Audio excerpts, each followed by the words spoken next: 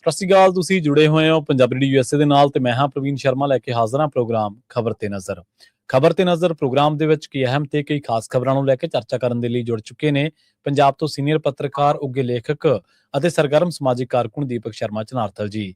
ਸ਼ਰਮਾ ਜੀ, ਸਤਿ ਸ਼੍ਰੀ ਅਕਾਲ, ਸਵਾਗਤ ਹੈ ਜੀ। ਸਤਿ ਸ਼੍ਰੀ ਅਕਾਲ ਪ੍ਰਵੀਨ ਜੀ, ਸਾਰੇ ਦਰਸ਼ਕਾਂ ਨੂੰ ਸਰੋਤਿਆਂ ਨੂੰ ਪਿਆਰ ਭਰੀ ਸਤਿ ਸ਼੍ਰੀ ਅਕਾਲ। ਸਤਿ ਸ਼੍ਰੀ ਅਕਾਲ ਜੀ।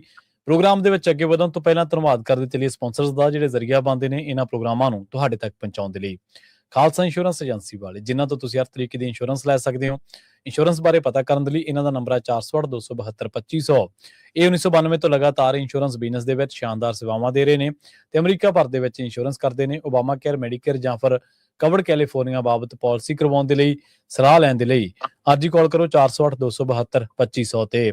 ਟਰਕੀਨ ਇਮੀਗ੍ਰੇਸ਼ਨ ਲਾ ਫਰਮ ਵਾਲੇ, ਜੇ ਟਰਕੀਨਾ ਟੋਨੀ ਟਰਕੀਨਾ ਦੇ ਨਾਲ ਤੁਸੀਂ ਯੂਐਸ ਇਮੀਗ੍ਰੇਸ਼ਨ ਬਾਬਤ ਕੋਈ ਵੀ ਸਲਾਹ ਕਰਨੀ ਹੈ, ਕੋਈ ਵੀ ਸਵਾਲ ਪੁੱਛਣਾ, ਤੇ ਇਹਨਾਂ ਦਾ ਨੰਬਰ ਹੈ 415-909-0503। ਗੁਰਦੀਪ ਸਿੰਘ ਬਿਰਜੀ ਕਲੋਵਿਸ, ਮਨਦੀਪ ਸਿੰਘ ਸੈਨ ਹੋਜ਼ੇ, ਓਂਕਾਰ ਸਿੰਘ ਫਰੈਜ਼ਨੋ, ਗੁਰਨਾਮ ਸਿੰਘ ਐਂਟੀਲੀਓਪ, ਜਰਨੈਲ ਸਿੰਘ ਸਿਆਟਲ, ਮਨਦੀਪ ਢਿੱਲੋਂ ਯੂਨੀਵਰਸਿਟੀ ਤੇ ਲਾਲੀ ਸਿੰਘ ਗਰੇਵਾਲ ਫਰੀਮਾਉਂਟ ਤੋਂ। ਇਹਨਾਂ ਸਾਰੇ ਹੀ ਸਪਾਂਸਰਸ ਦਾ ਬਹੁਤ ਬਹੁਤ ਧੰਨਵਾਦ। ਤੇ ਜੇਕਰ ਤੁਸੀਂ ਵੀ ਪੰਜਾਬੀ ਰੇਡੀਓ USA ਦੇ ਇਹਨਾਂ ਪ੍ਰੋਗਰਾਮਾਂ ਨੂੰ ਸਪਾਂਸਰ ਕਰਨਾ ਚਾਹੁੰਦੇ ਹੋ ਤਾਂ ਸਟੂਡੀਓ ਦਾ ਨੰਬਰ ਹੈ 408-272-5200। ਅੱਜ ਦਾ ਇਹ ਖਬਰ ਤੇ ਨਜ਼ਰ ਪ੍ਰੋਗਰਾਮ ਸਾਲ 2026 ਦੀ 18 ਮਾਰਚ ਦਾ ਪ੍ਰੋਗਰਾਮ ਹੈ ਤੇ ਦਿਨ ਅੱਜ ਬੁੱਧਵਾਰ ਹੈ।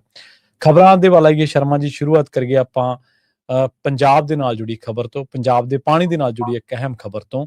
ਚੋਣਾਂ ਨੇੜੇ ਆ ਗਈਆਂ ਨੇ ਤੇ ਕਹਿੰਦੇ ਨਾਲ ਦੀ ਨਾਲ ਪੰਜਾਬ ਦੇ ਪਾਣੀ ਦੇ ਵਿੱਚ ਵੀ ਮਧਾਣੀ ਪੈ ਚੁੱਕੀ ਹੈ, ਰਿੜਕਿਆ ਜਾਣ ਲੱਗਿਆ ਜੀ ਪੰਜਾਬ ਦਾ ਪਾਣੀ। ਪ੍ਰਵੀਨ ਜੀ, ਪੰਜਾਬ ਦੇ ਪਾਣੀਆਂ ਦਾ ਮਸਲਾ ਜੀ, ਇਹ ਪੰਜਾਬ ਦੇ ਹਿੱਤਾਂ ਲਈ ਘੱਟ, ਚੋਣਾਂ ਲਈ ਵੱਧ ਵਰਤਿਆ ਜਾਂਦਾ ਹੈ। ਸਹੀ ਹੈ, ਕੋਈ ਸ਼ੱਕ ਨਹੀਂ। ਇਹ ਇੱਕ ਐਸਾ ਮਸਲਾ ਹੈ ਜਿਹਨੂੰ ਜਦੋਂ ਚੋਣਾਂ ਆਉਂਦੀਆਂ ਕਦੇ ਹਰਿਆਣਾ ਰਿੜਕਦਾ ਤੇ ਕਦੇ ਪੰਜਾਬ ਰਿੜਕਦਾ। ਇੱਕ ਵਾਰ ਫੇਰ ਇਹ ਮਾਮਲਾ ਇਸ ਲਈ ਚਰਚਾ ਚ ਹੈ ਕਿ ਪੰਜਾਬ ਦੇ ਮੁੱਖ ਮੰਤਰੀ ਭਗਵੰਤ ਮਾਨ ਨੇ ਇੱਕ ਪ੍ਰੈਸ ਕਾਨਫਰੰਸ ਕੀਤੀ ਹੈ। ਠੀਕ ਹੈ ਜੀ। ਤੇ ਉਹ ਪ੍ਰੈਸ ਕਾਨਫਰੰਸ ਚ ਦਮ ਭਰ ਰਹੇ ਨੇ ਕਿ ਜੀ ਜਿਹੜਾ ਰਾਜਸਥਾਨ ਨੂੰ ਜਾਂਦਾ ਪਾਣੀ ਉਹਦੀ ਅਸੀਂ ਅਦਾਇਗੀ ਲਵਾਂਗੇ, ਜੋ ਪਾਣੀ ਜਾ ਰਿਹਾ ਉਹਦੀ ਅਸੀਂ ਵਸੂਲੀ ਕਰਾਂਗੇ। ਪਿਛਲੇ ਦਿਨੀ ਲੰਘਿਆ ਮਹੀਨਾ ਜਿਹੜਾ ਫਰਵਰੀ ਦਾ ਮਹੀਨਾ, ਉਹਦੀ 22 ਫਰਵਰੀ ਨੂੰ ਨੰਗਲ ਦੇ ਵਿੱਚ ਇੱਕ ਸਮਾਗਮ ਸੀਗਾ, ਸੋਸ਼ਲ ਸਮਾਗਮ ਸੀਗਾ ਸਮਾਜਿਕ। ਮੈਂ ਉਹ 'ਚ ਸ਼ਿਰਕਤ ਕੀਤੀ ਤੇ ਉੱਥੋਂ ਦੋਸਤਾਂ ਮਿੱਤਰਾਂ ਨੇ ਕਿਹਾ ਕਿ ਚਲੋ ਡੈਮ ਤੇ ਚੱਲਦੇ ਹਾਂ। ਠੀਕ ਹੈ ਜੀ।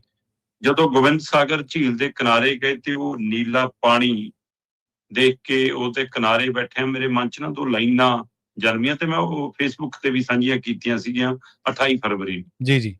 ਉਹ ਲਾਈਨਾਂ ਸੀ ਕਿ ਉਹ 2027 ਚ ਫਿਰ ਆਵਣਗੇ, ਨਾਲ ਸਿਆਸੀ ਮਧਾਣੀ ਲਿਆਵਣਗੇ। ਹੁਣ ਮੈਂ ਇਹ ਗੋਬਿੰਦ ਸਾਗਰ ਝੀਲ, ਨੰਗਲ ਡੈਮ ਦੇ ਕਿਨਾਰੇ ਬੈਠ ਕੇ ਉਸ ਪਾਣੀ ਨਾਲ ਗੱਲ ਕਰ ਰਿਹਾ।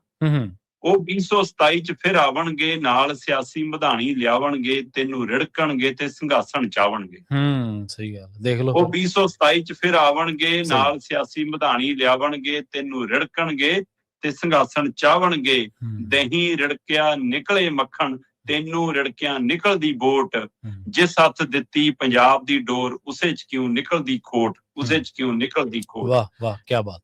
ਮੈਂ ਤਾਂ 2027 ਦੇ ਹਿਸਾਬ ਨਾਲ ਸੋਚਦਾ ਸੀ, ਪਰ ਜਿਹੋ ਜਿਹੀਆਂ ਆਪਾਂ ਖਬਰਾਂ ਪਿਛਲੇ ਕੁਝ ਦਿਨਾਂ ਤੋਂ ਕਰਦੇ ਹਾਂ ਕਿ ਚੋਣਾਂ ਸ਼ਾਇਦ 2026 ਚ ਹੋ ਜਾਣ, ਫਿਰ ਪਾਣੀ ਵੀ ਤਾਂ 2026 ਚ ਰਿੜਕੇ ਜਾਣਗੇ ਨਾ। ਸਹੀ। ਸੁਖਬੀਰ ਸਿੰਘ ਬਾਦਲ ਆਪਣੀਆਂ ਵੱਖ-ਵੱਖ ਰਾਜਨੀਤਿਕ ਰੈਲੀਆਂ ਵਾਲੀਆਂ ਸਟੇਜਾਂ ਤੋਂ ਹਰ ਰੋਜ਼ ਇੱਕੋ ਗੀਤ ਗਾਉਂਦਾ ਹੈ ਕਿ ਸਰਕਾਰ ਬਣਾ ਦਿਓ, ਰਾਜਸਥਾਨ ਨੂੰ ਜਾਂਦੀ ਨਹਿਰ ਰੋਕ ਦਿਆਂਗੇ। ਹੁਣ ਇਹ ਸੁਖਬੀਰ ਬਾਦਲ ਵੱਲੋਂ ਜਿਹੜਾ ਨਰੇਟਿਵ ਘੜਿਆ ਜਾ ਰਿਹਾ, ਉਹਨੇ ਡਰਾਤਾ ਮੁੱਖ ਮੰਤਰੀ ਭਗਵੰਤ ਮਾਨ ਨੂੰ ਕਿਤੇ ਕਿ ਉਹ ਕੱਲਾ ਹੀ ਨਾ ਪਾਣੀਆਂ ਦੇ ਰਾਖੇ ਵਾਲਾ ਬੁਰਜ ਖੋ ਕੇ ਲੈ ਜਾਵੇ, ਮੈਂ ਵੀ ਆਪਣੇ ਕੋਲ ਰੱਖ ਲਵਾਂ ਮਾੜਾ ਮੋਟਾ। ਤਾਂ ਮੁੱਖ ਮੰਤਰੀ ਸਾਹਿਬ ਸਾਹਮਣੇ ਆ ਗਏ। ਜਾਂ ਸੱਚਮੁੱਚ ਦਿਲ ਦੇ ਵਿੱਚ ਹੁਣ ਪੰਜਾਬ ਦੇ ਪੁੱਤ ਵਾਲਾ ਹੇਜ ਜਾਗ ਗਿਆ ਕਿ ਨਹੀਂ ਵੀ ਮੈਂ ਤਾਂ ਆਇਆ ਤਾਂ ਇਸ ਕੰਮ ਲਈ ਸੀ, ਮੈਂ ਕੀ ਕੰਮ ਕਰੀ ਜਾਣਾ, ਇਸ ਲਈ ਬੋਲੇ ਨੇ। ਜਾਂ ਉਹਨਾਂ ਨੂੰ ਲੱਗਦਾ ਹੈ ਕਿ ਪੰਜਾਬ ਦੇ ਵਿੱਚ ਹੁਣ ਬਾਕੀ ਤਾਂ ਸਾਰਾ ਕੁਝ ਚੱਲਣਾ, ਕੋਈ ਨਰੇਟਿਵ ਨਵਾਂ ਸਿਰਜਣਾ ਪੈਣਾ, ਇਸ ਲਈ ਚੋਣ ਨਰੇਟਿਵ ਘੜਿਆ ਜਾ ਰਿਹਾ। ਜੀ ਸਹੀ ਹੈ, ਬਿਲਕੁਲ। ਜੇ ਤਾਂ ਸੱਚਮੁੱਚ ਪੰਜਾਬ ਦੇ ਪਾਣੀਆਂ ਦਾ ਫਿਕਰ ਹੁੰਦਾ ਤਾਂ ਜਿਹੜੀ ਚਿੱਠੀ ਰਾਜਸਥਾਨ ਨੂੰ ਇਹ ਕਹਿ ਕੇ ਕੱਢੀ ਆ ਕਿ ਭਾਈ 1920 ਤੋਂ ਲੈ ਕੇ 1960 ਤੱਕ ਤਾਂ ਤੁਸੀਂ ਅਦਾਇਗੀ ਦਿੱਤੀ ਆ, 1960 ਤੋਂ 2026 ਤੱਕ ਦੇ ਪਾਣੀ ਦੀ ਅਦਾਇਗੀ ਸਣੇ ਵਿਆਜ ਮਿਲਾ ਕੇ 1,44,000 ਕਰੋੜ ਬਣਦੀ ਆ, ਉਹ ਦੇ ਦਿਓ। ਜੇ ਚਿੱਠੀ ਜਨਾਬ 2022 ਚ ਮੁੱਖ ਮੰਤਰੀ ਦਾ ਉਹਦਾ ਦੀ ਸਹੁੰ ਚੁੱਕਦਿਆਂ ਹੀ ਭੇਜੀ ਹੁੰਦੀ, ਫੇਰ ਤਾਂ ਮੰਨਦੇ ਗੰਭੀਰ ਹੋ। ਸਹੀ ਹੈ, ਬਿਲਕੁਲ। ਹੁਣ ਜਦੋਂ ਸੁਪਨਾ ਤੁਸੀਂ ਅਗਲੀ ਮੁੱਖ ਮੰਤਰੀ ਦੀ ਸਹੁੰ ਚੁੱਕਣ ਦਾ ਲੈ ਰਹੇ ਹੋ ਤੇ ਤਦ ਚਿੱਠੀਆਂ ਭੇਜ ਰਹੇ ਹੋ, ਫਿਰ ਇਹ ਸਿਆਸਤ ਹੈ। ਫਿਰ ਇਹ ਸਮੇਂ ਦੀ ਨਜਾਕਤ ਹੈ ਕਿ ਲੋਕਾਂ ਦੀਆਂ ਭਾਵਨਾਵਾਂ ਨਾਲ ਖੇਡੋ। ਤੁਹਾਨੂੰ ਪਤਾ ਹੈ ਕਿ ਪਾਣੀਆਂ ਦਾ ਮਸਲਾ ਭਾਵਨਾਤਮਕ ਤੌਰ ਤੇ ਸਾਡੇ ਨਾਲ ਜੁੜਿਆ। ਪ੍ਰਵੀਨ ਜੀ, ਇਹ ਕੋਈ ਪਹਿਲਾ ਮੌਕਾ ਨਹੀਂ ਹੈ। ਕੈਪਟਨ ਅਮਰਿੰਦਰ ਸਿੰਘ ਕਹਿੰਦਾ ਮੈਂ ਅਸਲੀ ਪਾਣੀਆਂ ਦਾ ਰਾਖਾ, ਮੈਂ ਸਮਝੌਤੇ ਰੱਦ ਕਰਕੇ ਉਹ ਮਾਰੇ। SYL ਵਾਲਾ ਮਸਲਾ ਪੰਜਾਬ ਦੇ ਲਈ ਨਸੂਰ ਬਣਿਆ ਹੋਇਆ ਤੇ ਅਮਰਿੰਦਰ ਸਿੰਘ ਕਹਿੰਦਾ ਲਓ ਮੈਂ ਤਾਂ ਆਪਣੀ ਹਾਈ ਪਾਉਣ ਦੀ ਪਰਵਾਹ ਨਹੀਂ ਕੀਤੀ, ਸਮਝੌਤਾ ਰੱਦ ਕਰਤੇ ਜੀ। ਰੱਦ ਕਰਤੇ ਕਿ ਪੱਕੀ ਕਿੱਲ ਠੋਕਤੀ ਕਿ ਜਿੰਨਾ ਜਾਂਦਾ ਉਹਨਾਂ ਦਾ ਜਾਂਦਾ ਰਹੂਗਾ। ਵਿਧਾਨ ਸਭਾ ਚ ਮੋਹਰ ਲਾਤੀ ਤੁਸੀਂ ਉਲਟਾ ਕਿ ਹਾਂਜੀ ਉਹਨੂੰ ਤਾਂ ਜਾਇਜ਼ ਫੈਰਾਤਾ ਸੀ, ਉਹਦਾ ਹਿਸਾਬ ਕਿਤਾਬ ਗਿਆ ਕਿਤੇ। ਤੇ ਫਿਰ ਬਾਦਲ ਆ ਗਏ। ਬਾਦਲ ਕਹਿੰਦੇ ਅਸੀਂ ਕਿਉਂ ਪਿੱਛੇ ਰਹੀਏ, ਕੈਪਟਨ ਕਿਵੇਂ ਪੰਜਾਬ ਦੇ ਪਾਣੀਆਂ ਦੇ ਰਾਖੇ ਵਾਲਾ ਬੁਰਜ ਚੱਕੀ ਫਿਰ ਅਸੀਂ ਚੱਕਣਾ। ਕਹਿੰਦੇ ਲਓ ਜੀ ਅਸਾਂ ਸਿਆਪਾ ਹੀ ਵੜਤਾ, ਅਸੀਂ ਤਾਂ SYL ਨਹਿਰੇ ਨਵੇੜਤੀ ਤੇ ਲਓ ਜੀ ਅਸੀਂ ਤਾਂ ਵਾਪਸ ਕਰਤੀ ਸਾਰਿਆਂ ਨੂੰ। ਸਹੀ ਗੱਲ, ਕਮਾਲ ਆ ਬਈ। ਜਿਨ੍ਹਾਂ ਨੇ ਕਈਆਂ ਫੜਾਈਆਂ ਚਾਂਦੀ ਦੀਆਂ, ਜਿਨ੍ਹਾਂ ਨੇ ਤਸਲੇ ਚੱਕੇ ਚਾਂਦੀ ਦੇ, ਜਿਨ੍ਹਾਂ ਨੇ ਟੱਕ ਲਾਏ, ਜਿਨ੍ਹਾਂ ਨੇ ਦੇਵੀ ਲਾਲ ਨਾਲ ਪੱਗ ਵਟਾਉਣ ਦੇ ਚੱਕਰ ਚ ਚੈੱਕ ਵਟਾਏ ਹੈਨਾ, ਉਹ ਹੁਣ ਆਪਣੇ ਆਪ ਨੂੰ ਪਾਣੀਆਂ ਦੇ ਰਾਖੇ ਕਹਾਉਂਦੇ ਨੇ। ਬਿਲਕੁਲ। ਫਿਰ ਮਾਟਰ ਦਾ ਮੁੰਡਾ ਕਿਉਂ ਰਹੇ ਪਿੱਛੇ? ਉਹ ਕਹਿੰਦਾ ਮੈਂ ਕਿਹੜਾ ਘੱਟ ਆ, ਆਹ ਲੈ ਮੈਂ ਚੱਲਿਆ ਨੰਗਲ ਨੂੰ, ਆਹ ਨਹੀਂ ਜਾਣ ਦਿੰਦਾ ਹਰਿਆਣੇ ਨੂੰ ਇੱਕ ਵੀ ਬੂੰਦ ਵੱਧ। ਪਰ ਉਹ ਤੈਅ ਦਿਨ ਸੀ ਕਿ ਇੰਨੇ ਦਿਨ ਨਹੀਂ ਜਾ ਸਕਦੀ, ਉਹ ਤੋਂ ਬਾਅਦ ਤਾਂ ਜਾਊਗੀ। ਫਿਰ ਪੱਕਾ ਨਾਕਾ ਲਾ ਕੇ ਦਿਖਾਉਂਦਾ ਨਾ ਕਿ ਲਿਆਓ ਵੀ ਆ ਜਾਓ, ਤੁਸੀਂ ਰਿਪੇਰੀਆਂ ਚ ਨਹੀਂ ਆਉਂਦੇ ਤੇ ਤੁਹਾਡਾ ਪਾਣੀ ਤੇ ਹੱਕ ਨਹੀਂ ਬਣਦਾ, ਲਿਆਓ ਤਾਂ ਉਹ ਦੇਗੀ। ਸਹੀ, ਬਿਲਕੁਲ। ਗੜਦਾ ਨਾ ਫਾਨਾ ਜੀ ਕੱਢਣਾ ਸੀ, ਟੈਂਟ ਲਾ ਲਿਆ ਜੀ, ਧਰਨਾ ਲੱਗ ਗਿਆ ਜੀ, ਆ ਜੀ ਕੇਂਦਰੀਕਰਨ ਵੀ ਨਹੀਂ ਹੋਣ ਦਿਆਂਗੇ ਜੀ, ਪਾਣੀਆਂ ਤੇ ਪਹਿਰਾ ਨਹੀਂ ਲੱਗਣ ਦਿਆਂਗੇ ਜੀ, ਉਹਨਾਂ ਦੀ ਜੀ ਫੋਰਸ ਆਉਣ ਨੂੰ ਫਿਰਦੀ ਆ। ਅਗਲਿਆਂ ਨੇ ਫੋਰਸ ਵੀ ਭੇਜਤੀ, ਕੁਆਟਰ ਵੀ ਥੋਤੋਂ ਲੈ ਲਏ, ਡੈਮ ਦਾ ਕੰਟਰੋਲ ਵੀ ਥੋਤੋਂ ਲੈ ਲਿਆ ਹੈਨਾ। ਅਗਲਿਆਂ ਨੇ ਪਾਵਰ ਦੀ ਤੇ ਪਾਣੀ ਦੀ ਸਪਲਾਈ ਦਾ ਕੰਟਰੋਲ ਵੀ ਆਪਣੇ ਹੱਥ ਚ ਲੈ ਲਿਆ। ਤੁਹਾਡੇ ਹੱਥ ਕੀ ਆ ਸਵੈ ਡਰਾਮੇ ਤੋਂ? ਸਹੀ, ਬਿਲਕੁਲ। ਤੇ ਫਿਰ ਜਦੋਂ ਲੱਗਿਆ ਕਿ ਉਹ ਬੋਰਡ ਲਵਾਏ ਕੰਮ ਨਹੀਂ ਆਏ, ਹੁਣ ਨਵਾਂ ਘੜੀਏ, ਤੇ ਹੁਣ ਤੁਸੀਂ ਕੱਲ ਪ੍ਰੈਸ ਕਾਨਫਰੰਸ ਕਰਨ ਬੈਗੇ। ਇੰਜ ਰੋਕ ਲਓਗੇ ਜਾਂਦਾ ਪਾਣੀ? ਨਹੀਂ ਰੁਕਣਾ, ਬਿਲਕੁਲ ਨਹੀਂ ਰੁਕਣਾ। ਅਗਲੇ ਤਾਂ ਪੰਜਾਬ ਚੋਂ ਲੰਘਦੇ ਪਾਣੀ ਚੋਂ ਤੁਹਾਨੂੰ ਕੋਲੀ ਨਹੀਂ ਭਰਨ ਦਿੰਦੇ। ਤੁਸੀਂ ਇੱਕ ਗਲਾਸ ਭਰ ਕੇ ਦਿਖਾ ਦਿਓ ਉਸ ਰਾਜਸਥਾਨ ਨੂੰ ਜਾਂਦੇ ਪਾਣੀ ਨੂੰ, ਤੇ ਕਿਹੜੀ ਨਹਿਰ ਬੰਦ ਕਰਨੀ ਆ ਜੀ? ਸਹੀ। ਰਾਜਸਥਾਨ ਫੀਡਰ ਕਿਆ ਬੀਕਾਨੇਰ ਸਮਝੌਤੇ ਵਾਲਾ ਮਾਮਲਾ ਜਿਹੜਾ, ਜਾਂ ਜਿਹੜੀ ਭਾਖੜੇ ਚੋਂ ਨਿਕਲ ਕੇ ਜਾਂਦਾ, ਕਿਹੜਾ ਪਾਣੀ ਰੋਕਣਾ? ਦੱਸ ਤਾਂ ਦਿਓ ਜੀ। ਕਿਹਨੂੰ ਮੂਰਖ ਸਮਝਦੇ ਹੋ? ਤੇ ਦੂਜੇ ਪਾਸੇ ਜੇ ਇਸੇ ਸਥਿਤੀ ਨੂੰ ਸਮਝਣਾ ਕਿ ਠੀਕ ਹੈ ਵੀ ਚਿੱਠੀ ਪਾਤੀ ਤੇ ਤੁਹਾਡੀ ਚਿੱਠੀ ਤੋਂ ਡਰਦੇ ਆ ਰਾਜਸਥਾਨ ਕਾਹਨੂੰ ਚੈੱਕ ਲੈ ਕੇ ਆ ਜਾਊਗਾ, ਲੜੋਗੇ ਧਰਾਤਲ ਤੇ ਉਤਰ ਕੇ ਲੜਾਈ। ਸਹੀ ਹੈ, ਬਿਲਕੁਲ ਹੈ ਦਮ। ਤੁਸੀਂ ਅੱਜ ਕਹਿੰਦੇ ਕਿ ਅਸੀਂ ਅੱਜ ਪਾਣੀ ਰੋਕਤਾ ਜੀ, ਲਿਆਓ ਜੀ ਪਹਿਲਾਂ ਹਿਸਾਬ ਕਿਤਾਬ ਕਰ ਲਓ, ਗੱਲ ਕਰ ਲਓ, ਫਿਰ ਕੱਲ ਤੋਂ ਆਊਗਾ। ਲੜਾਈ ਕਦੋਂ ਲੜੋਗੇ? ਚਲੋ ਠੀਕ ਹੈ, ਜਿੱਥੇ 18 ਕੇਸ ਚੱਲਦੇ ਨੇ ਅਦਾਲਤ ਚ 19ਵਾਂ ਚੱਲ ਪੂਗਾ, ਬਸ ਆਹੀ ਹੋਣਾ। ਕਹੀ ਜੀ ਚਾਰਜ ਹੋਈ ਹੈ ਤੁਹਾਡੀ, ਸਾਰਿਆਂ ਨੂੰ ਪਤਾ। ਸੋ ਇਹ ਸਿੱਧਾ 2027 ਦੇ ਵਿੱਚ ਜਾਂ 2026 ਦੇ ਜੇ ਨਵੰਬਰ ਦਸੰਬਰ ਚ ਚੋਣਾਂ ਆਉਂਦੀਆਂ, ਉਸ ਤਰੀਕਾ ਕਰਨ ਨਾਲ ਪੰਜਾਬ ਦੀਆਂ ਭਾਵਨਾਵਾਂ ਨਾਲ ਖੇਡ ਕੇ ਵੋਟ ਹਥਿਆਉਣ ਦਾ ਇੱਕ ਤਰੀਕਾ ਹੈ ਕਿ ਸਾਡੀਆਂ ਬਾਕੀਆਂ ਨਲਾਇਕੀਆਂ ਪਾਣੀ ਦੇ ਵਿੱਚ ਬਹਿ ਜਾਣ ਤੇ ਅਸੀਂ ਤਰਜੀਏ ਤੇ ਆਪਣੀ ਕਸ਼ਤੀ, ਆਪਣਾ ਬੇੜਾ ਬੰਨੇ ਲਾਉਣ ਦੀ ਕਵਾਇਦ ਹੈ। ਇਹ ਤੋਂ ਵੱਧ ਕੇ ਕੁਛ ਨਹੀਂਗਾ। ਹਾਂ, ਜੇ ਸੁਖਬੀਰ ਬਾਦਲ ਬੋਲਦੇ ਨੇ ਤੇ ਹੁਣ ਭਗਵੰਤ ਮਾਨ ਬੋਲਣ ਲੱਗੇ, ਦੇਖਦੇ ਹਾਂ, ਹੋ ਸਕਦਾ ਕੱਲ ਨੂੰ ਕਾਂਗਰਸ ਵੀ ਬੋਲ ਪਵੇ, ਹੋ ਸਕਦਾ BJP ਨੂੰ ਵੀ ਕੁਛ ਕਹਿਣਾ ਪੈ ਜਾਵੇ। ਵੀ ਪੰਜਾਬ 'ਚ ਸਿਆਸਤ ਕਰਨੀ ਆ ਤਾਂ ਬਹੁਤ ਕੁਛ ਕਹਿਣਗੇ। ਹਾਂਜੀ ਹਾਂਜੀ, ਇਹ ਸਿਆਸੀ ਖੇਡ ਤੋਂ ਬਿਨਾਂ ਕੁਛ ਨਹੀਂ। ਸੋ ਇਹ ਪਾਣੀ ਰੜਕਣ ਆਏ ਨੇ, ਜਿਹੜਾ ਵੋਟਾਂ ਕੱਢਣ ਆਏ ਨੇ। ਕਹਿਣਾ ਪੈਣਾ ਤੇ ਕਰਨ ਦੇ ਲਈ ਕਹਿਣਾ, ਇਹ ਦੋਨੇ ਵੱਖੋ ਵੱਖਰੀਆਂ ਗੱਲਾਂ ਨੇ। ਮੁਸੀਬਤ ਦੇ ਵਿੱਚ ਜਾਂ ਸਿਆਸੀ ਤੌਰ ਤੇ ਤਾਂ ਕਹਿ ਹੀ ਦੇਣਗੇ, ਰੋਂਦੀ ਸਿਰ ਤੇ ਹੱਥ ਰੱਖ ਹੀ ਦਿੰਦੇ ਆ, ਪਰ ਅਸਲ ਦੇ ਵਿੱਚ ਭਾਵਨਾ ਨਾਲ ਕਹਿ ਰਹੇ ਨੇ, ਉਹ ਗੱਲ ਸਵਾਲ ਵੱਡਾ। ਅਗਲੀ ਗੱਲ ਕਰੀਏ ਅਕਾਲੀ ਦਲ ਦੀ। ਜਿਵੇਂ ਤੁਸੀਂ ਬਾਦਲਾਂ ਦਾ ਜ਼ਿਕਰ ਕਰ ਰਹੇ ਸੀ ਤੇ ਇਤਿਹਾਸ ਦੇ ਵਿੱਚ ਵੀ ਦੱਸਿਆ ਵੀ ਕਿਹਨੇ ਚੈੱਕ ਫੜੇ ਤੇ ਕਿਹਨੇ ਹੱਥ ਮਿਲਾਏ। ਤੱਕੜੀ ਚੋਣ ਨਿਸ਼ਾਨ ਜਿਹੜਾ ਕਿ ਅਕਾਲੀ ਦਲ ਦਾ ਇੱਕ ਉਹ ਚੋਣ ਨਿਸ਼ਾਨ ਆ ਜਿਹੜਾ ਲੋਕਾਂ ਦੇ ਯਾਦ ਆ, ਲੋਕਾਂ ਨੂੰ ਦੱਸਣ ਦੀ ਲੋੜ ਨਹੀਂ ਗੀ। ਉਹਦੀ ਜਿਹੜੀ ਲੜਾਈ ਹੈ ਸ਼ਰਮਾ ਦੀ, ਜਿਹੜੀ ਉਹਨੂੰ ਖੋਹਣ ਦੀ ਜਦੋਜਹਿਦ ਆ, ਉਹ ਚੋਣ ਕਮਿਸ਼ਨ ਤੱਕ ਪਹੁੰਚ ਗਈ ਹੈ ਜੀ। ਪ੍ਰਵੀਨ ਜੀ, ਉਹਨਾਂ ਸਰਜੀਤ ਵਾਲੇ ਕਹਿੰਦੇ ਸਾਡੀ ਅਰਜੀ ਮਤਲਬ ਕਿ ਕਾਨੂੰਨੀ ਰੂਪ ਲੈ ਗਈ ਤੇ ਹੁਣ ਸੁਣਵਾਈ ਹੋਣੀ ਹੈ ਇਹਦੇ ਤੇ, ਸਾਡੀ ਅਰਜੀ ਤਾਂ ਮਨਜ਼ੂਰ ਹੋ ਗਈ ਜੀ। ਤੇ ਅਕਾਲੀ ਦਲ ਬਾਦਲ ਵਾਲੇ ਕਹਿੰਦੇ ਕੁਛ ਨਹੀਂ, ਐਪਲੀਕੇਸ਼ਨ ਦਿੱਤੀ ਆ, ਕੋਈ ਸੁਣਵਾਈ ਨਹੀਂ, ਕੋਈ ਕੁਛ ਨਹੀਂ। ਮੈਂ ਕਹਿੰਦਾ ਜੋ ਮਰਜ਼ੀ ਹੋ ਜਾਵੇ, ਮਾਮਲਾ ਤਾਂ ਚੋਣ ਕਮਿਸ਼ਨ ਕੋਲ ਚਲਾ ਗਿਆ। ਅਸਲ ਦੇ ਵਿੱਚ ਉਹਨਾਂ ਸਰਜੀਤ ਦਾ ਇਹ ਕਹਿਣਾ ਹੈ ਕਿ ਅਸੀਂ ਅਕਾਲ ਤਖਤ ਸਾਹਿਬ ਦੇ ਹੁਕਮਾਂ ਅਨੁਸਾਰ ਬਣੇ ਆ ਤੇ ਸੁਖਬੀਰ ਬਾਦਲ ਨੇ ਅਕਾਲ ਤਖਤ ਸਾਹਿਬ ਦੇ ਉੱਤੇ ਖੜ ਕੇ ਗੁਨਾਹ ਕਬੂਲੇ ਨੇ ਕਿ ਜੀ ਮੈਂ ਗਲਤੀਆਂ ਕੀਤੀਆਂ, ਇਸ ਲਈ ਉਹ ਪ੍ਰਧਾਨ ਦਾ ਹੱਕਦਾਰ ਨਹੀਂਗਾ ਤੇ ਅਸੀਂ ਨਵਾਂ ਦਲ ਬਣਾ ਲਿਆ। ਤੇ ਨਵੀਂ ਪਾਰਟੀ ਸਾਡੀ ਬਣ ਗਈ ਹੈ ਤੇ ਉਹਦੇ ਅਨੁਸਾਰ ਅਸੀਂ ਹੁਣ ਕੰਮ ਕਰਦੇ ਹਾਂ ਜੀ ਜੀ ਤੇ ਅਸੀਂ ਜੀ ਉਸ ਤਰੀਕਾ ਕਰਨ ਅੱਗੇ ਵਧਦੇ ਹਾਂ। ਇਸ ਲਈ ਚੋਣ ਨਿਸ਼ਾਨ ਤੱਕੜੀ ਤੇ ਅਸਲੀ ਹੱਕ ਸਾਡਾ। ਹੂੰ ਕਮਾਲ ਹੈ, ਪਤਾ ਨਹੀਂ ਜਦੋਂ ਤੱਕ ਇਹ ਸੁਣਵਾਈ ਨਿਬੜਨੀ ਹੈ ਤਦ ਤੱਕ ਪੁਨਰ ਸਰਜੀਤ ਨਾ ਕਿਤੇ ਨਿਬੜ ਜਾਵੇ। ਜੀ ਸਥਿਤੀ ਤਾਂ ਇਹ ਖੜੀ ਹੈ। ਹੂੰ ਰੋਜ਼ ਟੁੱਟ ਭੱਜ ਹੋ ਰਹੀ ਹੈ, ਰੋਜ਼ ਲੀਡਰ ਜਾਣ ਨੂੰ ਕਾਲੇ ਨੇ, ਰੋਜ਼ ਨਵੇਂ ਬਣੇ ਪ੍ਰਧਾਨ ਸਾਹਿਬ ਨੂੰ ਕਹਿਣਾ ਪੈ ਜਾਂਦਾ ਕਿ ਜਿਹਨੇ ਜਾਣਾ ਚਲੇ ਜਾਓ। ਚਲੋ, ਪਰ ਫਿਰ ਵੀ ਅਗਲਿਆਂ ਦੀ ਅਰਜ਼ੀ ਚੋਣ ਕਮਿਸ਼ਨ ਤੱਕ ਅੱਪੜ ਗਈ ਤੇ ਹੁਣ ਤੱਕੜੀ ਨੂੰ ਲੈ ਕੇ ਫੈਸਲਾ ਹੋਣਾ ਕਿ ਚੋਣ ਨਿਸ਼ਾਨ ਕਿਹਦਾ। ਜੀ ਪ੍ਰਵੀਨ ਜੀ, ਕੀ ਭਾਰਤੀ ਚੋਣ ਕਮਿਸ਼ਨ ਫੈਸਲਾ ਲਊਗਾ ਕਿ ਤੱਕੜੀ ਚੋਣ ਨਿਸ਼ਾਨ ਕਿਹਦਾ, ਜਾਂ ਮੋਦੀ ਅਮਿਤ ਸ਼ਾਹ ਨੇ ਲੈਣਾ ਫੈਸਲਾ? ਸਹੀ ਗੱਲ। ਜੋ ਮਹਾਰਾਸ਼ਟਰ ਚ ਹੋਇਆ ਸ਼ਿਵ ਸੈਨਾ ਤੋਂ ਲੈ ਕੇ ਸ਼ਰਦ ਪਵਾਰ ਤੱਕ ਜੀ, ਉਹ ਇੱਥੇ ਹੋਣਾ। ਆਪਾਂ ਇਸ ਪਹਿਲੂ ਦੇ ਉੱਤੇ ਉਸੇ ਸਮੇਂ ਗੱਲ ਕੀਤੀ ਸੀ ਜਦੋਂ ਪੁਨਰ ਸਰਜੀਤ ਜਨਮ ਰਿਹਾ ਸੀ। ਸਹੀ ਹੈ, ਬਿਲਕੁਲ ਕੀਤੀ ਸੀ। ਇਹ ਮਾਮਲਾ ਕਾਰਾਂ, ਇਹ ਮਾਮਲਾ ਕੰਪਿਊਟਰ, ਮੇਜ਼ਾਂ, ਕੁਰਸੀਆਂ, ਦਫ਼ਤਰ, ਬਿਲਡਿੰਗਾਂ, ਇਮਾਰਤਾਂ ਉੱਥੇ ਤੱਕ ਜਾਣਾ ਹੈ ਤੇ ਉਹਦਾ ਪਹਿਲਾ ਅਧਿਆਇ ਹੈ। ਜੇ ਤੱਕੜੀ ਨੂੰ ਲੈ ਕੇ ਫੈਸਲਾ ਹੋ ਗਿਆ ਤਾਂ ਬਾਕੀ ਸਾਰਿਆਂ ਨੂੰ ਲੈ ਕੇ ਵੀ ਖਿਲਾਰਾ ਪੈਣਾ ਹੀ ਪੈਣਾ। ਤੇ ਇਸ ਖਿਲਾਰੇ 'ਚ ਫਾਇਦਾ ਕਿਹਨੇ ਲੈਣਾ ਹੈ? ਰੋਟੀ ਜਦੋਂ ਵੰਡ ਹੁੰਦੀ ਹੈ ਤਾਂ ਫਾਇਦਾ ਕੌਣ ਚੁੱਕਦਾ? ਉਹ ਧਿਰ ਕਿਹੜੀ ਹੈ? ਇਹ ਸਮਝਣ ਦੀ ਲੋੜ ਹੈ। ਸੋ ਚੋਣ ਨਿਸ਼ਾਨ ਪੁਨਰ ਸਰਜੀਤ ਨੂੰ ਮਿਲੂਗਾ ਤੱਕੜੀ, ਜਾਂ ਚੋਣ ਨਿਸ਼ਾਨ ਤੱਕੜੀ ਬਾਦਲਾਂ ਕੋਲ ਰਹਿ ਜਾਊਗਾ, ਜਾਂ ਕਿਤੇ ਇਹ ਤਾਂ ਨਹੀਂ ਕਿ ਦੋਆਂ ਤੋਂ ਖੁੱਸ ਜਾਊਗਾ ਤੇ ਦੋਆਂ ਨੂੰ ਕੋਈ ਨਵੇਂ ਦੇ ਦਿੱਤੇ ਜਾਣਗੇ। ਅਸਲੀ ਮਸਲਾ ਤਾਂ ਤੱਕੜੀ ਦੇ ਪਹਿਚਾਣ ਦਾ ਹੀ ਹੈ ਨਾ। ਸੋ ਇਸ ਲਈ ਇਹ ਬੀਜੇਪੀ ਤੈਅ ਕਰੂਗੀ ਜਨਾਬ ਕਿ ਤੱਕੜੀ ਦਾ ਕੀ ਕਰਨਾ, ਚਾਹੇ ਉਹ ਨਿਸ਼ਾਨ ਹੋਵੇ ਤੇ ਚਾਹੇ ਪਾਰਟੀ ਹੋਵੇ। ਤੁਸੀਂ ਡੋਰਾਂ ਆਪਣੀਆਂ ਉਹਨਾਂ ਦੇ ਹੱਥ ਦੇ ਚੁੱਕੇ ਹੋ। ਸਹੀ ਗੱਲ। ਤੇ ਇਸ ਲਈ ਉਹ ਦੱਸਣਗੇ ਤੁਹਾਨੂੰ ਕਿ ਕਿਹੜੇ ਹਲਕੇ ਤੋਂ ਕਿਹਨੂੰ ਉਤਾਰੋ, ਕਿਹਨੂੰ ਲੜਾਓ, ਸਾਡੇ ਵਾਲਾ ਲੈ ਜਾਓ। ਬੰਦੇ ਉਹੀ ਨਹੀਂ ਜਾ ਰਹੇ, ਬੀਜੇਪੀ ਦੀ ਸਹਿਮਤੀ ਤੋਂ ਬਿਨਾਂ ਨਹੀਂ ਬਾਦਲ ਨਾਲ ਤੁਰ ਰਹੇ ਹੋ। ਸਹੀ ਹੈ, ਬਿਲਕੁਲ। ਤੇ ਇਹ ਅਣ ਐਲਾਨਿਆ ਸਮਝੌਤਾ ਹੈ ਜਿਹੜਾ ਹਰਸਿਮਰਤ ਦੇ ਅਸਤੀਫੇ ਨਾਲ ਵੀ ਟੁੱਟਿਆ ਨਹੀਂ ਸੀ।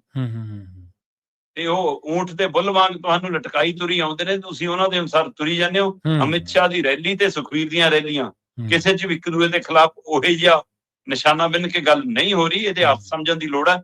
ਇਹ ਖੇਡ ਬੀਜੇਪੀ ਉਹ ਖੇਡ ਰਹੀ ਹੈ ਸਰ। ਜੀ ਸਹੀ ਹੈ, ਬਿਲਕੁਲ।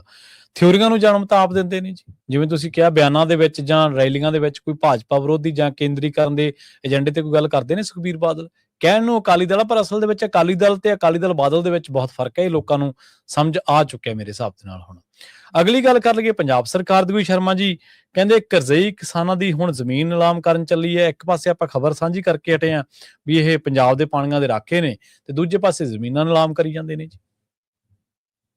ਜੀ ਆਪਾਂ ਕਿੰਨੀਆਂ ਵਾਰ ਇਹ ਗੱਲ ਕਰ ਚੁੱਕੇ ਹਾਂ ਕਿ ਪਤਾ ਨਹੀਂ ਇਹ ਸਰਕਾਰ ਦਾ ਹਰ ਮਸਲਾ ਆ ਕੇ ਜ਼ਮੀਨ ਤੇ ਕਿਉਂ ਰੁਕਦਾ। ਸਹੀ ਹੈ, ਬਿਲਕੁਲ।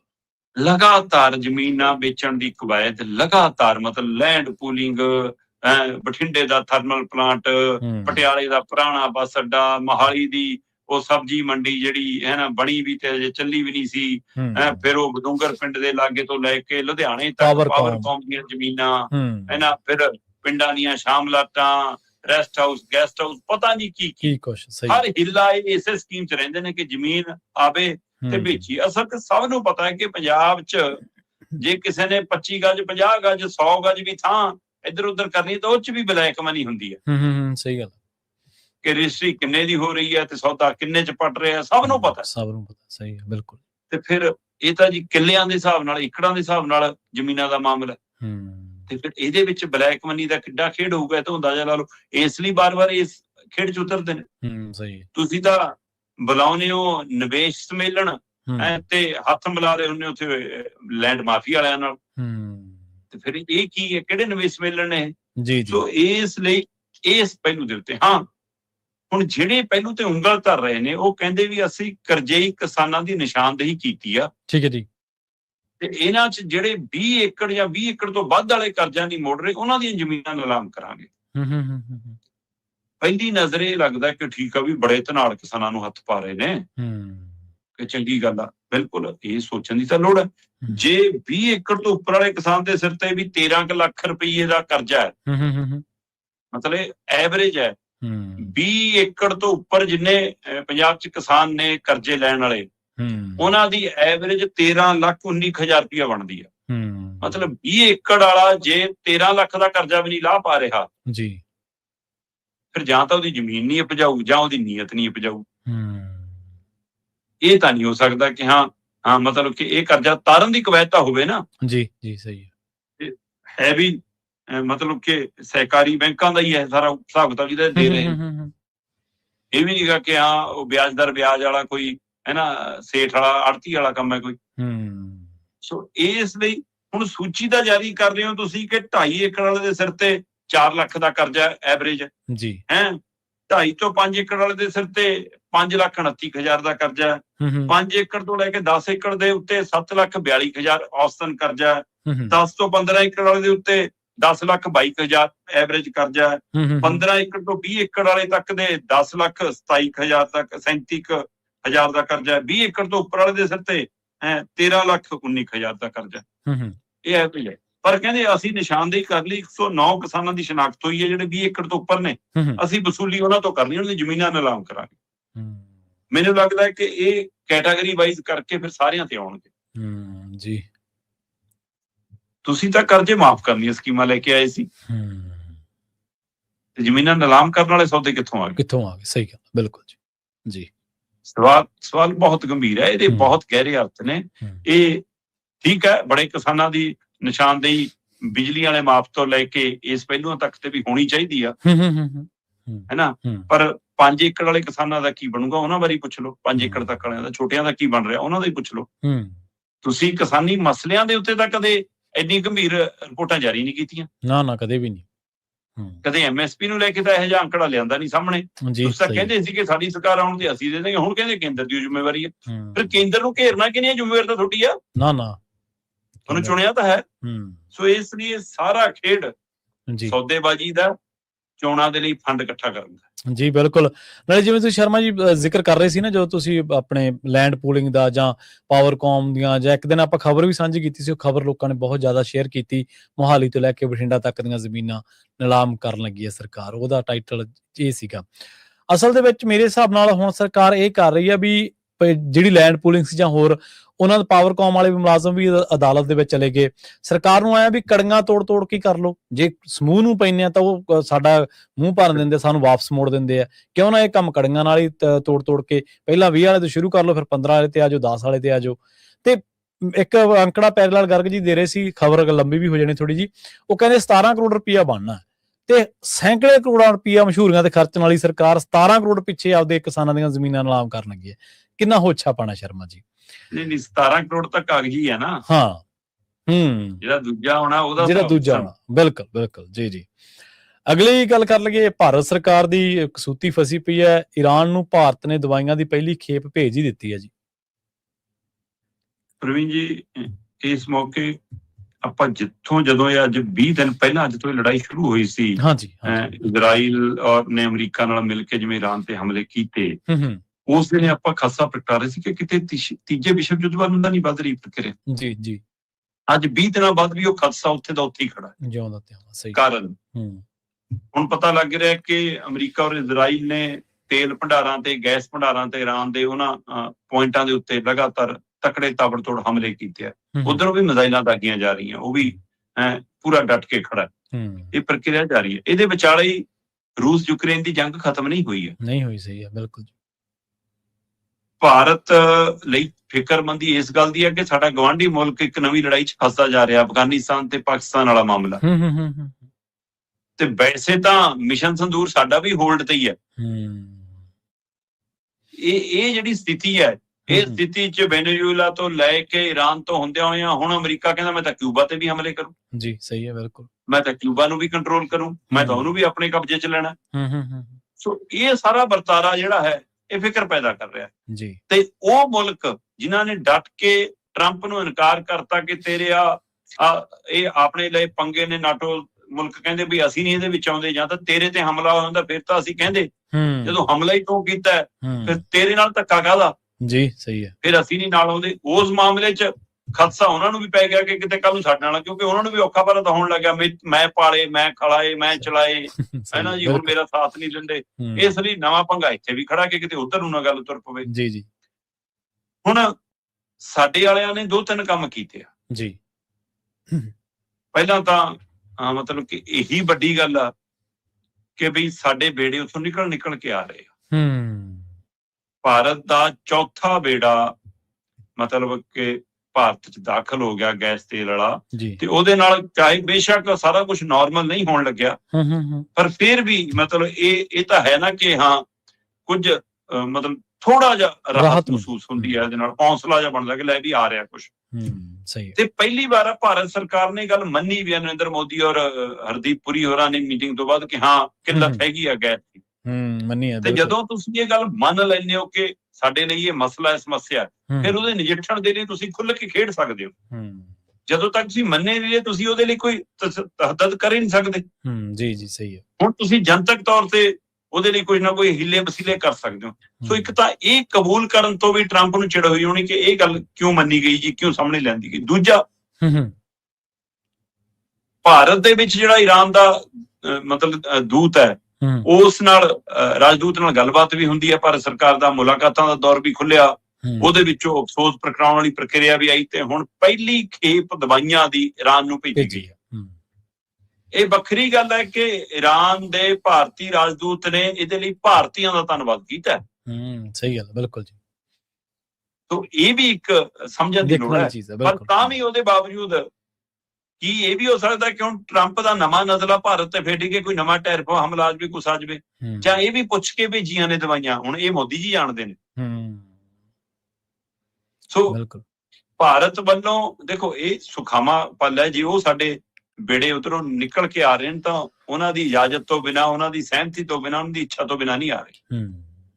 ਤੇ ਹੋ ਸਕਦਾ ਇਹ ਬੈਕਡੋਰ ਕੋਈ ਗੱਲ ਤੁਰੀ ਹੋਵੇ। ਈਰਾਨ ਦੇ ਰਾਸ਼ਟਰਪਤੀ ਨਾਲ ਵੀ ਪ੍ਰਧਾਨ ਮੰਤਰੀ ਨਰਿੰਦਰ ਮੋਦੀ ਹੋਰਾਂ ਦੀ ਗੱਲਬਾਤ ਹੋਈ ਆ, ਤੇ ਉਸ ਤੋਂ ਬਾਅਦ ਅਧਿਕਾਰਕ ਪੱਧਰ ਤੇ ਵੀ ਰਾਬਤਾ ਲਗਾਤਾਰ ਜਾਰੀ ਹੈ। ਸੋ ਉਹਦੇ ਵਿੱਚੋਂ ਇਹ ਕੁਝ ਹੋ ਸਕਦਾ ਪੁਰਾਣੀ ਦੋਸਤੀ ਬਹਾਲ ਕਰਨ ਵਾਲੇ ਪਹਿਲੂ ਤੇ ਸੋਚਿਆ ਜਾ ਰਿਹਾ ਹੋਵੇ, ਜਾਂ ਈਰਾਨ ਜਿਵੇਂ ਕਹਿ ਰਿਹਾ ਕਿ ਅਸੀਂ ਜੇ ਬੇੜੇ ਭੇਜ ਰਹੇ ਹਾਂ, ਇਹ ਸਰਕਾਰ ਨਾਲ ਕੋਈ ਸਾਡਾ ਸੌਦਾ ਨਹੀਂ, ਇਸ ਤਾਂ ਭਾਰਤੀਆਂ ਦਾ ਸਤਿਕਾਰ ਕਰਦੇ ਆ ਜਿਹੜੇ ਇਸ ਸਮੇਂ ਵੀ ਸਾਡੇ ਨਾਲ ਖੜੇ ਨੇ। ਸੋ ਉਸੇ ਚੋਂ ਇਹ ਦਵਾਈਆਂ ਵਾਲੀ ਖੇਪ ਵੀ ਕੀ ਉਸੇ ਪ੍ਰਕਿਰਿਆ ਤੇ ਜੋ ਵੀ ਹੋਵੇ, ਇਹ ਮਾਮਲਾ ਜਿੱਥੇ ਭਾਰਤ ਦੇ ਲਈ ਵੀ ਮੁਸ਼ਕਲ ਘੜੀ ਹੈ, ਉੱਥੇ ਇਸ ਮਾਮਲੇ ਦੇ ਵਿੱਚ ਅਮਰੀਕਾ ਸਿੱਧੇ ਰੂਪ ਚ ਟਰੰਪ ਫਸੇ ਨਜ਼ਰ ਆ ਰਹੇ ਨੇ, ਉਹ ਚੋਂ ਨਿਕਲਣ ਨੂੰ ਰਾਹ ਨਹੀਂ ਦਿਖ ਰਿਹਾ। ਤੇ ਇਹ ਫੈਸਲਿਆਂ ਨਾਲ ਉਹਦੀ ਚਿੜ ਵੱਧ ਵੀ ਸਕਦੀ ਹੈ, ਜਾਂ ਉਸ ਨੂੰ ਸਮਝ ਵੀ ਆ ਸਕਦੀ ਹੈ ਕਿ ਸਾਰੇ ਇੱਕ ਪਾਸੇ ਹੁੰਦੇ ਜਾ ਰਹੇ ਨੇ, ਮੈਨੂੰ ਸਮਾਂ ਰਹਿੰਦੇ ਚੋਂ ਨਿਕਲ ਜਾਣਾ ਚਾਹੀਦਾ। ਇਹ ਹੁਣ ਉਹਦੇ ਉੱਤੇ ਜੀ ਬਿਲਕੁਲ। ਤੇ ਇਹ ਸਹੀ ਹੈ, ਕਿਉਂਕਿ ਆਪਾਂ ਖਬਰਾਂ ਵੀ ਸਾਂਝੀਆਂ ਕੀਤੀਆਂ ਸੀਗੀਆਂ ਪਹਿਲਾਂ ਤਾਂ ਭਾਰਤ ਸਰਕਾਰ ਦੀ ਬਹੁਤ ਇਸ ਮਾਮਲੇ ਦੇ ਵਿੱਚ ਫਜ਼ੀਅਤ ਹੋਈ ਸੀ ਵੀ ਨਾ ਕੋਈ ਉੱਧਰ ਸਟੈਂਡ, ਨਾ ਕੋਈ ਉੱਧਰ। ਉੱਥੋਂ ਹੌਲੀ-ਹੌਲੀ ਈਰਾਨ ਵਾਲੇ ਰਾਜਦੂਤ ਨੂੰ ਅਫਸੋਸ ਜਿਹਾ ਪ੍ਰਗਟਾਉਣ ਲੱਗ ਪਏ, ਹੌਲੀ-ਹੌਲੀ ਫਿਰ ਬਾਹਰ ਨਿਕਲੇ। ਤੇ ਇਹ ਵੀ ਜਿਵੇਂ ਤੁਸੀਂ ਕਿਹਾ ਨਾ ਵੀ ਕੀ ਉੱਥੋਂ ਪੁੱਛ ਕੇ ਭੇਜਿਆ ਗਿਆ, ਤੇ ਲੋਕ ਇਹ ਆਮ ਹੀ ਟਵਿੱਟਰ ਦੇ ਉੱਤੇ ਇਹਨਾਂ ਨੂੰ ਝੇਡਾ ਕਰ ਰਹੇ ਨੇ ਸ਼ਰਮਾ ਜੀ। ਲੋਕ ਕਹਿੰਦੇ ਜੇ ਰੂਸ ਦਾ ਤੇਲ ਖਰੀਦ ਕੇ ਪੁੱਛ ਸਕਦੇ, ਇਜਾਜ਼ਤ ਲੈ ਕੇ ਖਰੀਦ ਸਕਦੇ ਆ, ਤੇ ਫਿਰ ਖੇਪ ਪਿੱਛੇ ਕੀ ਹੈ, ਇਹ ਵੀ ਪੁੱਛ ਕੇ ਭੇਜਦੀ ਹੋਣੀ ਹੈ ਫਿਰ। ਜੀ ਜਾਂਦੇ ਗੱਲ ਕਰੀਏ ਦਲਜੀਤ ਸਾਂਝ ਦੇ ਮਾਮਲੇ ਦੀ। 114 ਕਰੋੜ ਦਾ ਟੈਕਸ ਭਰਿਆ, ਪਰ ਕਈ ਸਵਾਲ ਖੜੇ ਹੋ ਰਹੇ ਨੇ ਜੀ। ਪ੍ਰਵੀਨ ਜੀ, ਦਲਜੀਤ ਦੋਸਾਂਝ ਵੱਡਾ ਕਲਾਕਾਰ ਹੈ। ਉਹਨੇ ਪੰਜਾਬ ਦਾ, ਪੰਜਾਬੀਅਤ ਦਾ, ਸਿੱਖੀ ਦਾ ਸੁਨੇਹਾ ਖਾਸੇ ਦੂਰ ਤੱਕ ਫੈਲਾਇਆ ਹੈ। ਜੀ ਪਰ ਫਿਰ ਵੀ ਕੋਈ ਮਰਿਆਦਾ ਹਰ ਚੀਜ਼ ਦੀ ਹੁੰਦੀ ਹੈ, ਉਹ ਰੱਖਣੀ ਬਹੁਤ ਜ਼ਰੂਰੀ ਹੁੰਦੀ ਹੈ। ਖਾਸ ਕਰ ਜਦੋਂ ਤੁਸੀਂ ਇੱਕ ਮੁਕਾਮ ਤੇ, ਇੱਕ ਮੰਜ਼ਿਲ ਤੇ, ਇੱਕ ਟੀਸੀ ਤੇ ਖੜੇ ਹੋਵੋ, ਫਿਰ ਤੁਹਾਡੀ ਜ਼ਿੰਮੇਵਾਰੀਆਂ ਹੋਰ ਵੱਡੀਆਂ ਹੋ ਜਾਂਦੀਆਂ। ਸਹੀ, ਬਿਲਕੁਲ ਜੀ, ਬਿਲਕੁਲ। ਦਲਜੀਤ ਦੋਸਾਂਝ ਇੱਕ ਵਰਲਡ ਟੂਰ ਤੋਂ ਬਾਅਦ ਜਦੋਂ ਭਾਰਤ ਟੂਰ ਕਰਦੇ ਨੇ, ਭਾਰਤ ਟੂਰ ਦੇ ਹਵਾਲੇ ਨਾਲ ਉਹ ਕੀ ਹੈ, ਦਿਲਨੂਮੀਨਾਟੀ ਪਤਾ ਨਹੀਂ ਕੀ ਏਦਾਂ ਕੁਛ ਨਾਮ ਸੀਗਾ ਉਹਦਾ, ਸ਼ਾਇਦ ਜੇ ਮੈਂ ਸਹੀ ਹੋਵਾਂ, ਤਾਂ ਉਹਦੇ ਤਹਿਤ ਕਹਿੰਦੇ 934 ਕਰੋੜ ਰੁਪਈਆ ਕਮਾਇਆ। ਠੀਕ ਹੈ ਜੀ। ਤੇ 1,20,000 ਦੇ ਕਰੀਬ ਲੋਕਾਂ ਨੂੰ ਰੁਜ਼ਗਾਰ ਦਿੱਤਾ। ਤੇ ਉਹ ਜੇ 934 ਕਰੋੜ ਕਮਾਇਆ ਤਾਂ ਉਹ ਚੋਂ 114 ਕਰੋੜ ਟੈਕਸ ਅਦਾ ਕੀਤਾ। ਤੇ ਕਾਬਲੇ ਤਾਰੀਫ ਵੀ ਹੈ, ਤੇ ਸ਼ਾਇਦ ਕਲਾਕਾਰਾਂ ਦੇ ਖੇਤਰ ਚ, ਸਿੰਗਿੰਗ ਦੇ ਖੇਤਰ ਚ ਇੱਕ ਰਿਕਾਰਡ ਵੀ ਹੋਊਗਾ। ਬਿਲਕੁਲ ਜੀ। ਪਰ ਇਹਦਾ ਦੂਜਾ ਸਿੱਕੇ ਦਾ ਪਹਿਲੂ ਇਹ ਵੀ ਹੈ ਕਿ ਜਿਹੜੇ ਪੰਜਾਬੀਆਂ ਦੇ ਕਲਾਕਾਰ ਪਿੰਡਾਂ ਚ ਗੱਡਿਆਂ ਤੇ ਟਰੈਲੀਆਂ ਜੋੜ ਕੇ ਖੜੇ ਤੇ ਸੱਥਾਂ ਚ ਖੜ ਕੇ ਗਾਉਂਦੇ ਸੀ, ਉਹਨਾਂ ਆਮ ਲੋਕਾਂ ਤੋਂ ਇਹ ਕਲਾਕਾਰ ਬਹੁਤ ਦੂਰ ਚਲੇ ਗਏ। ਉਹਨਾਂ ਦੀ ਪਹੁੰਚ ਅਪਰੋਚ ਤੋਂ ਦੂਰ ਹੋ ਗਏ ਹੁਣ ਇਹ, ਹੈ ਨਾ। ਪਰ ਦਲਜੀਤ ਦੋਸਾਂਝ ਜਿੱਥੇ ਇਸ ਕਾਰਨਾਂ ਕਰਕੇ ਅੱਜ ਭਾਰਤ ਦੇ ਮੀਡੀਆ 'ਚ ਚਰਚਾ 'ਚ ਕਿ ਇੰਨਾ ਕਮਾਇਆ ਤੇ ਇੰਨੇ ਕਰੋੜ ਦਾ ਟੈਕਸ ਤਾਰਿਆ, ਹੈ ਨਾ, ਉਹਦੇ ਨਾਲ ਪੰਜਾਬ ਦੇ ਵਿੱਚ ਕ੍ਰਿਸ਼ਨਾ ਤੂੰ ਗੋਲੀਆਂ ਵੇਚਦਾ ਕਰਕੇ ਖੂਬ ਚਰਚਾ 'ਚ। ਸਹੀ ਹੈ।